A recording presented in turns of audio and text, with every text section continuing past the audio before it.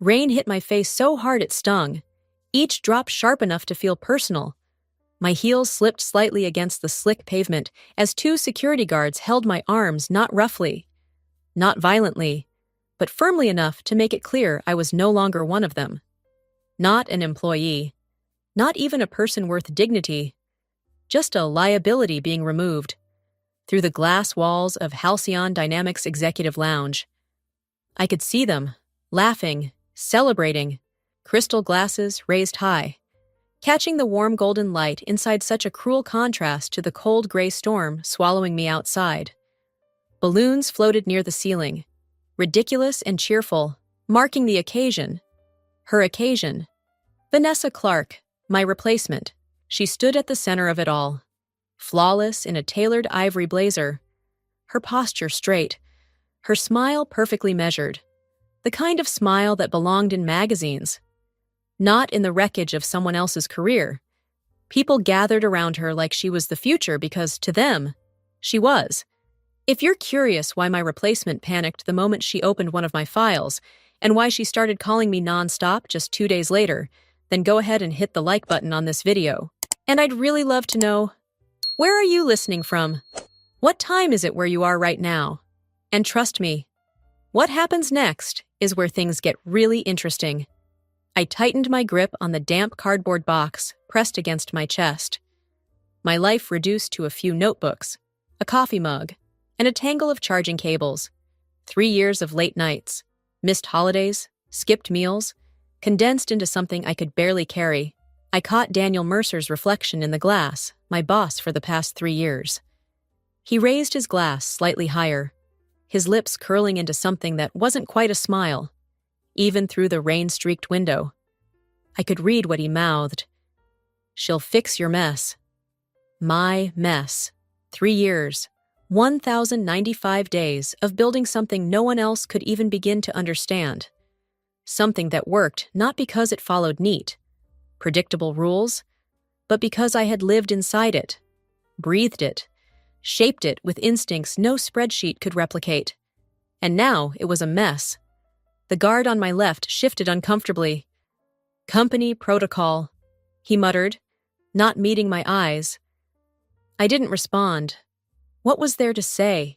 I had given Halcyon Dynamics everything: my time, my energy, my brilliance. I had believed, stupidly, that being indispensable meant being untouchable. As the glass doors shut behind me, and the laughter faded into muffled echoes, a single, quiet realization settled in my chest. I had just been erased. This is a fictional story, with certain details enhanced using AI to make it more engaging, emotionally powerful, and to highlight deeper, meaningful lessons. Take it in, reflect on it, and let it resonate with you. Now, let's continue. I sat in my car for a long time before turning the key. The rain blurred everything outside into streaks of gray and gold, but inside my head, every detail was painfully clear. 3 years, 3 years of my life poured into something no one else even tried to understand. I didn't just build a traffic system. I lived inside it. I studied patterns no one cared to see: how congestion shifted with weather, how human behavior changed at intersections, how emergencies disrupted invisible rhythms across an entire city. I taught myself to think like the system, to anticipate problems before they existed. And it worked. City simulations showed faster response times, smoother traffic flow, fewer accidents. People in meetings had leaned forward when I presented results. Some even called it groundbreaking. I remember one executive saying it could redefine urban mobility entirely, but none of that mattered in the end, because it didn't look the way they expected, because it wasn't clean or traditional or easy to explain in a neat PowerPoint slide. Daniel Mercer had sat across from me earlier that day, fingers steepled like he was discussing something minor, something replaceable. He didn't even sound angry. That was the worst part, just calm, detached. "We're moving in a different direction. Reagan," he said, "a more structured approach. Structured, conventional, safe." That's when Vanessa Clark came in. Perfect posture, flawless credentials, Degrees from places that made people nod before she even spoke. She questioned everything I built in meetings. Not because she understood it, but because she didn't. And instead of listening, they listened to her. She brings clarity. Daniel had added, clarity. That was the word they used when they meant control. I didn't argue. I didn't defend myself. I just nodded while something inside me folded in on itself, because in that moment, I realized the truth. They didn't replace me because I failed. They replaced me because they couldn't understand me. My apartment felt unfamiliar when I walked in, like a place I had borrowed but never truly lived in.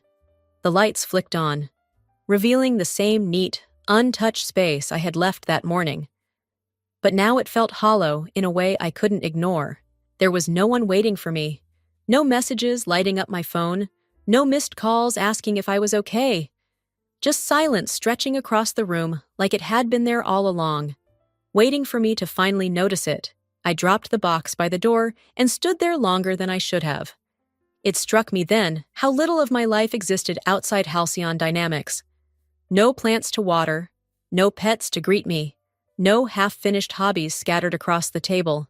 Just a laptop, a few technical books, and stacks of notebooks filled with equations and ideas no one else had cared to read.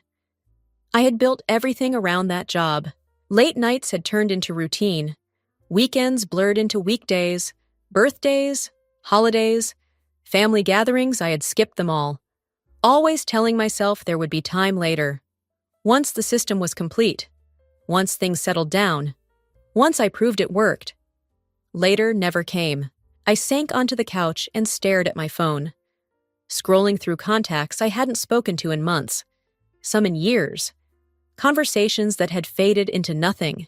People who had stopped reaching out after too many unanswered messages. Too many canceled plans. Even my family had learned to expect less of me. The truth settled in slowly. Heavier than anything that had happened at the office. I hadn't just lost my job today. I had lost the only thing I had allowed myself to become. Without it, there was no structure, no urgency, no purpose pulling me forward, just empty hours stretching endlessly ahead, filled with questions I didn't know how to answer. Who was Reagan Cole without her work? The silence didn't respond. The first day passed without anything unusual. No calls, no messages, no acknowledgement that I had ever existed inside that building. It was exactly what I expected. They had their new expert now, Vanessa Clark, with her polished confidence and structured approach. The second day was the same. I tried to fill the time, organizing notes I hadn't touched in months, opening books I never had the energy to read before. None of it held my attention for long. My mind kept drifting back to the system, to the countless variables still running in my head like a background process I couldn't shut off. By the third morning, something changed. My phone lit up on the kitchen counter while I was making coffee. A name flashed across the screen. Vanessa Clark. I stared at it, unmoving, letting it ring until it stopped.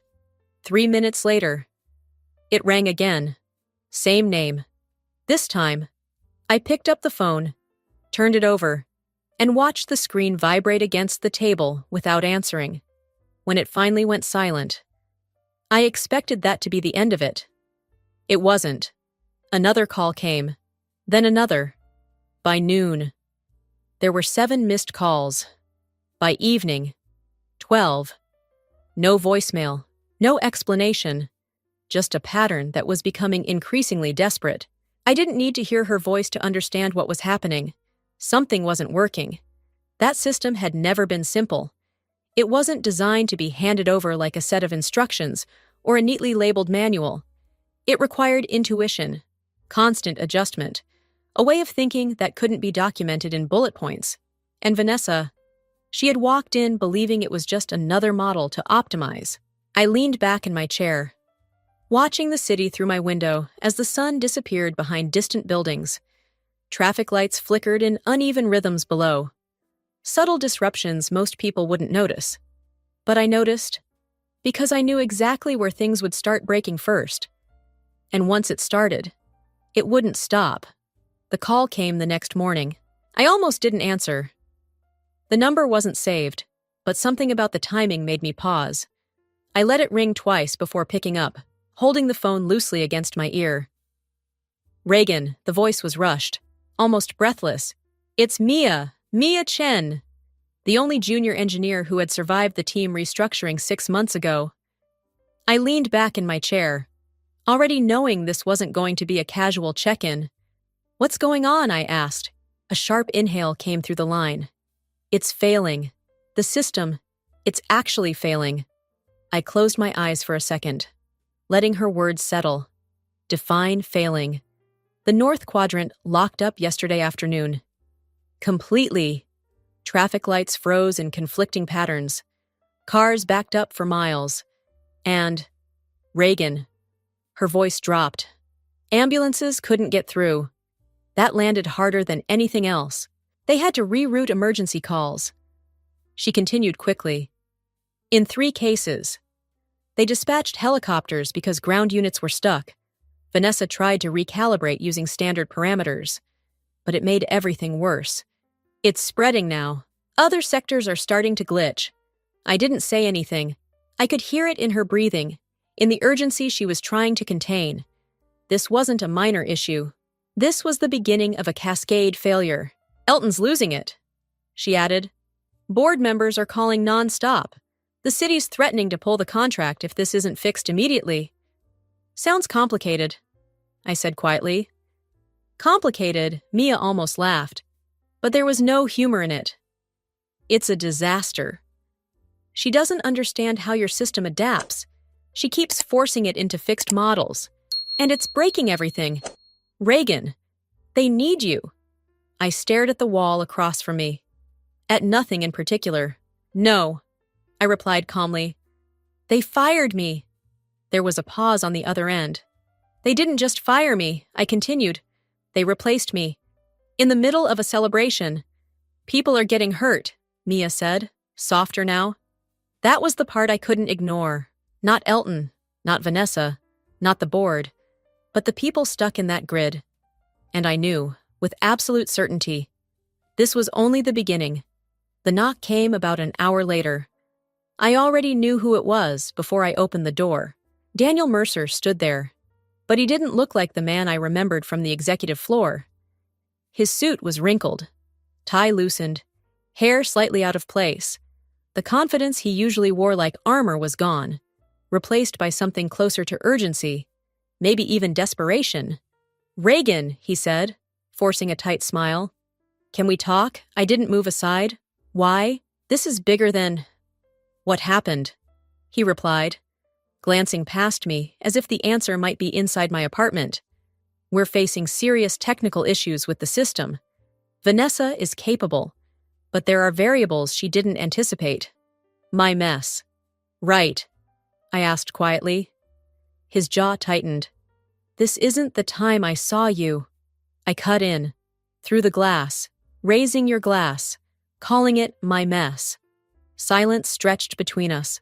"The city is in trouble," he said finally, shifting his tone. "Emergency services are compromised. This isn't about pride.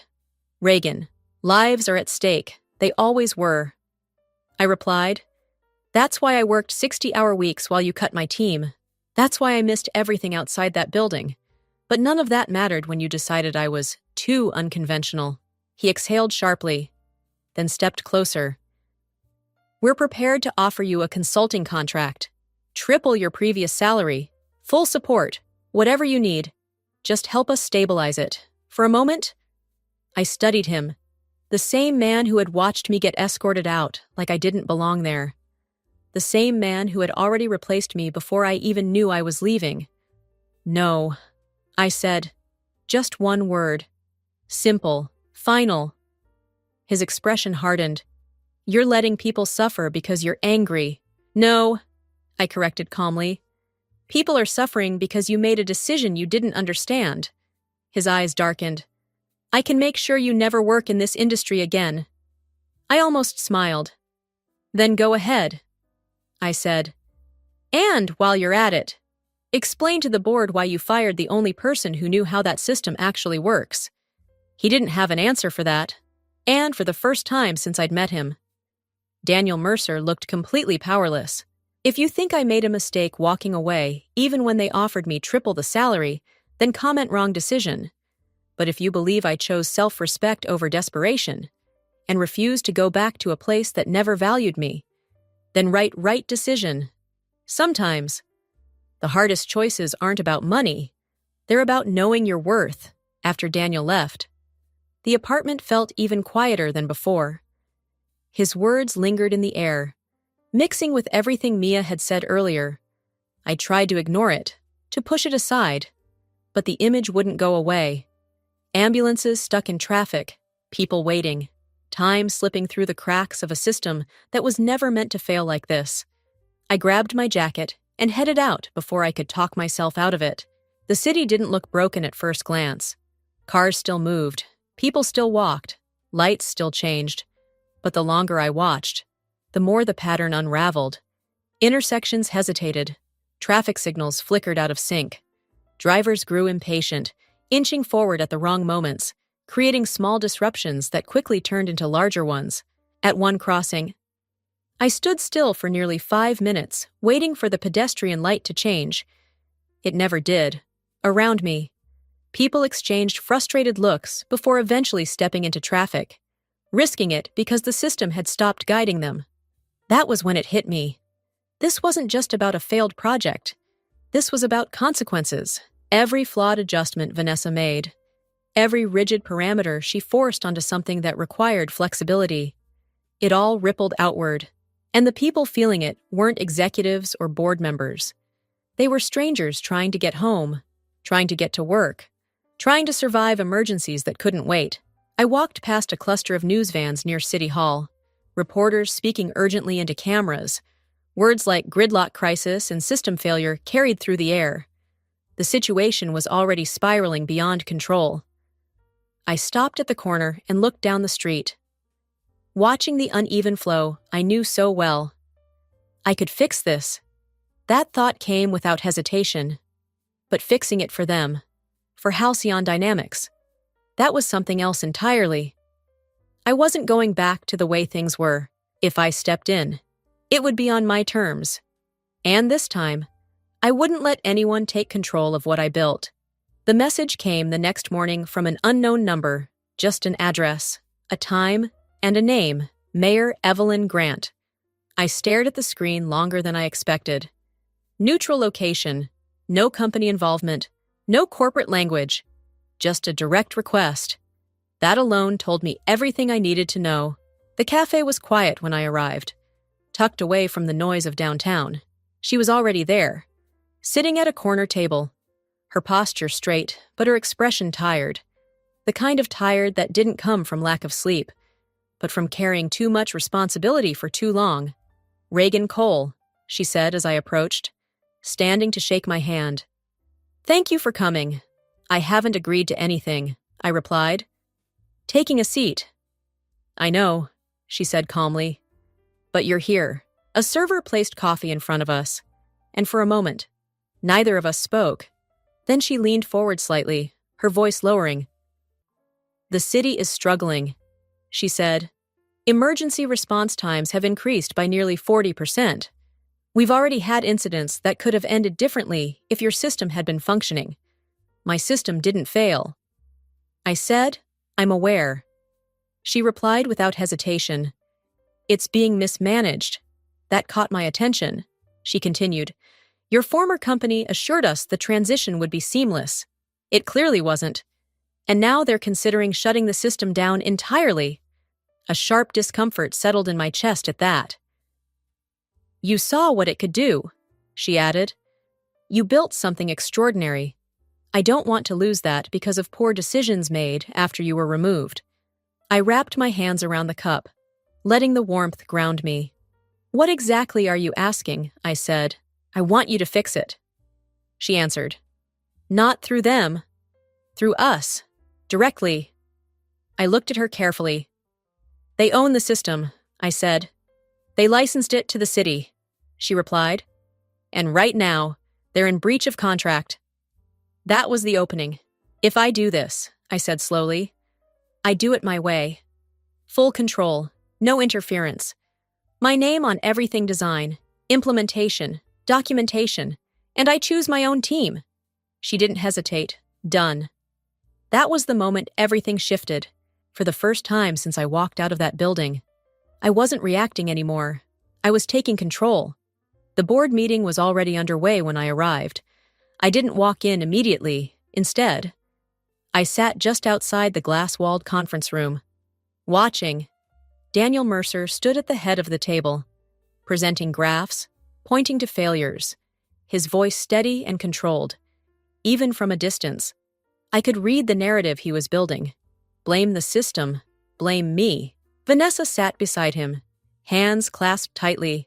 She looked different now, less polished, less certain. When she finally stood up, something shifted, the room stilled.